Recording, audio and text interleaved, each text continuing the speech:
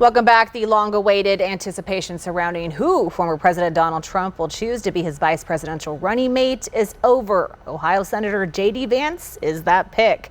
News for Tucson's political specialist Eric Fink joining us now live in the studio with reaction to that selection. Eric. Monica, good afternoon to you. Long named as a finalist on that narrow short list, 39-year-old J.D. Vance is former President Trump's running mate. Vance's Midwestern roots clearly a sign that the Trump campaign wants to go after the so-called Democrats' blue wall this fall. Those are the states of Pennsylvania, Michigan, and Wisconsin. Arizona national delegates are happy with this pick. And the Biden campaign said this afternoon voters will soon realize just how extreme J.D. Vance is.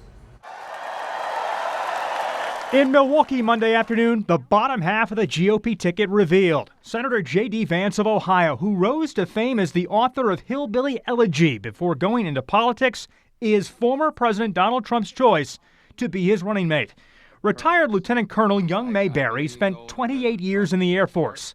Mayberry's from St. David, and he's now a national delegate to the RNC. I think he'll be a good compliment to Donald Trump, and he brings to the table, from what I understand about him, he's a very, grassroots type person. A lot of the messaging that's being spoken about here in the convention right now is that the effort of Donald Trump and now J.D. Vance is to reach out to the forgotten man and woman in America. We as a party will get behind that nominee. The thing that if he takes a sitting senator, then we lose that seat, and that puts it up for grabs. So that's a background concern of mine. This sitting senator was a harsh critic of Donald Trump during his first candidacy in 2016. Now Vance is seen as someone who can expand the Republican base. He's a clone of Trump on the issues. A clone of Trump on the issues.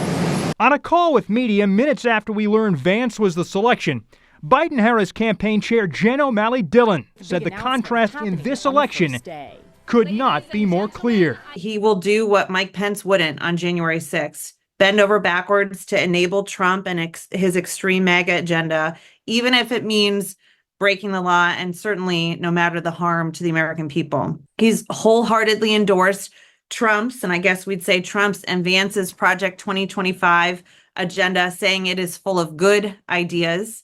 He's proudly anti-choice and wants to take women back decades.